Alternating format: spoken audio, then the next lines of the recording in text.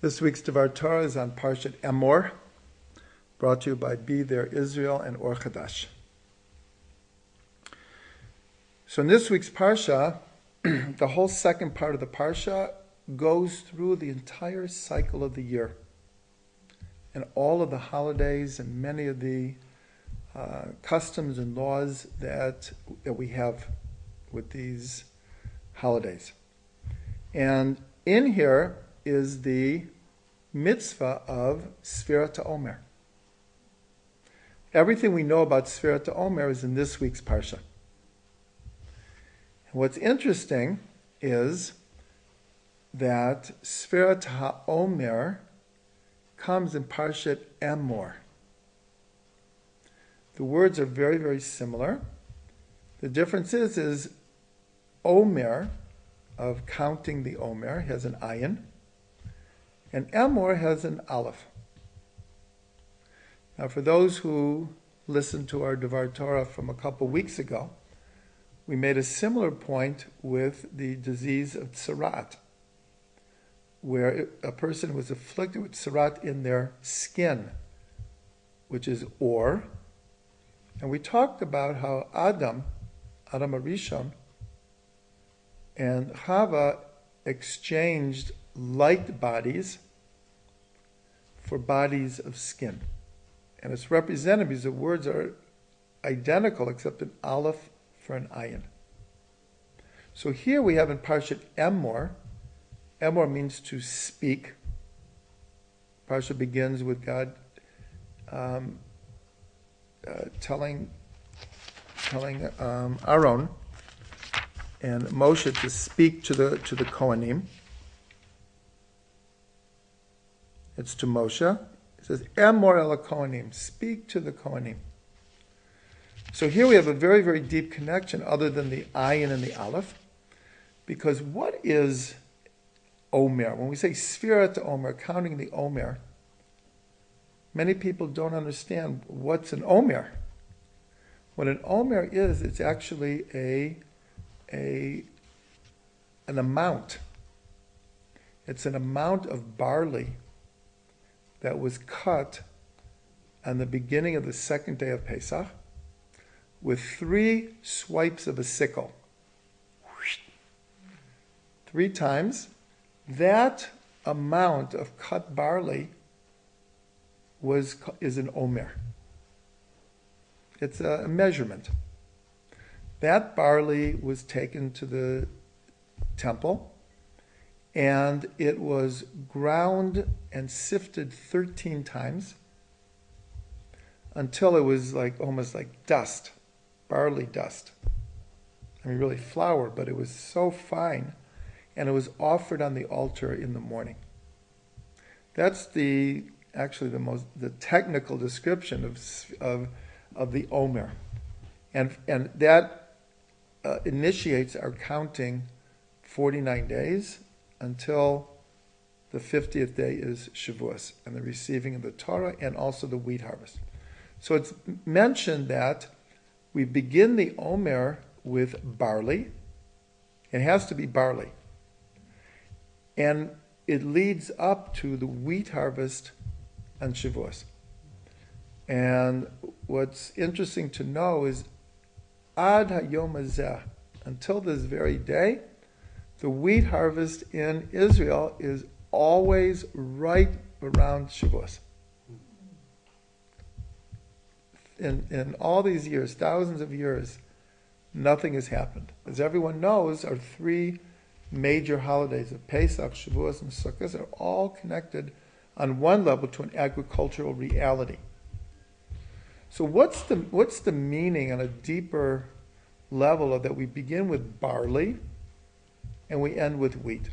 So this is a very well-known Torah that in olden days, barley was considered animal feed. People ate barley, but its main use was as animal food. Wheat is bread. It's considered our staple. So we're told that the process of counting the Omer is a process of going from animal to human. What does that mean? It means that when we came out of Egypt, we're told we were on the 49th level of Tumah. And we had to work ourselves up until we reached the level that we were fitting vessels to receive the Torah. And this is represented in going from barley to wheat. But we see it in the words themselves. And that's why it's significant that it's in this week's parsha, which is Emor. Because the barley is represented by Omer, with an ayin. And the human food is the idea of speech. And this goes back to when God created man. And it says that he blew into his nostrils the soul of life. So Onkelos translates soul of life as a speaking spirit. In other words, one of the major differences between humans and animals is the ability to speak. Now here we're talking about complex speech because animals also communicate. But it's not a complex speech like man has. And that's our unique quality, is the ability to take thoughts on all kinds of subjects, not just survival and pleasure, because that's what animals communicate, survival and pleasure, warning, mating, all these kind of things. But it's not taking existential questions. A dog doesn't contemplate the meaning of its life. And a worm does exactly what a worm does, and it doesn't contemplate, what am I doing here? What's my mission? The level of soul. Who is God? A worm is a worm. Only a man thinks like that and then can express it. So what's very interesting is the word ha'omer, Sfirat ha'omer, equals 7 times Adam. We count 7 weeks, and what we're trying to do is we're trying to get to the level of Adam. And each week we do it through Chesed, through Gevurah, through Tiferet, Netzach, Hod, Yesod, Malchut. We contemplate and we try to refine, just like we sifted the flour 13 times. This is a period of sifting, of trying to get to the essence of who we are as an Adam. So ha'omer is 7 times Adam. And then we come to the 50th day. So there's something very interesting. Everyone knows that we count 49 days. Yet if you look in the Torah in this week's parsha, it says, Tisparu chamishim yom. It says count 50 days. So everyone asks, like, what does this mean? And it's clear from other verses that we're only counting 7 times 7 weeks. And yet it says count 50 days. So this is a very, very simple but very meaningful idea. Is that we're told that in life in general, many times we have goals, we have tasks that we take upon ourselves, we have our own personal mission statement. And somewhere along the way, we lose track of where we were going in the first place. How many times have we started a project and halfway through, because of lost enthusiasm, that we doubt ourselves why we even started in the first place?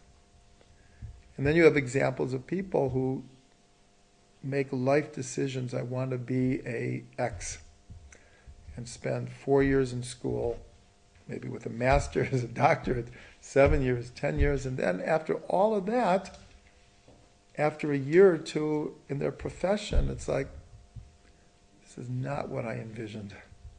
They might stick with it the rest of their life, or they might drop it, but so many times in life, when we get to the goal, it's not exactly what we had in mind. So what are we told? Count 50 days. Because every day of the Omer, along with the day that it is, we have to count the 50th day. The expression is we have to keep our eye on the ball. Because we could be halfway through the Omer, and the truth is we have no idea why we're counting every night.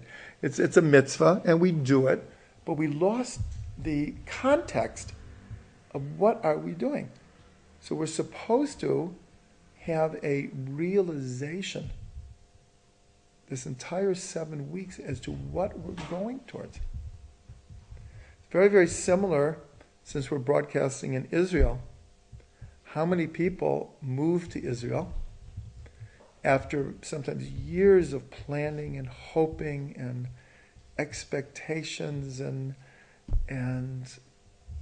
sometimes great expense, energy-wise, emotional-wise, financial-wise. And then after a few years, like wake up one morning and like, what am I doing here? What am I doing here? Now, what I'm saying is, it's not necessarily a bad thing to change. Sometimes our goals were unrealistic in the first place. Sometimes our goals, we need to revitalize them.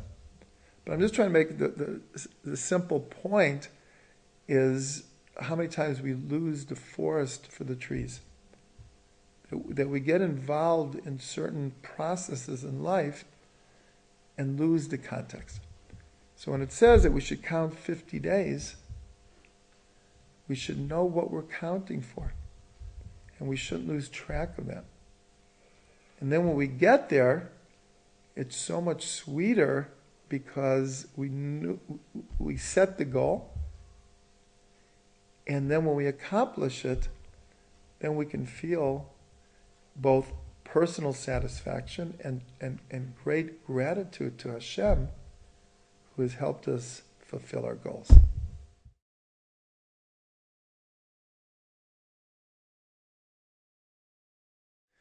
Thanks for watching this Devar Torah.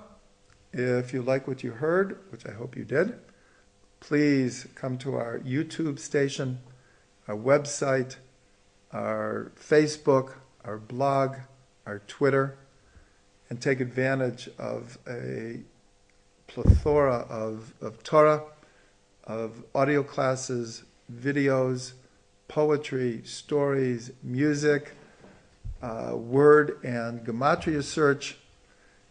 You'll find a lot there, and please share this with your friends.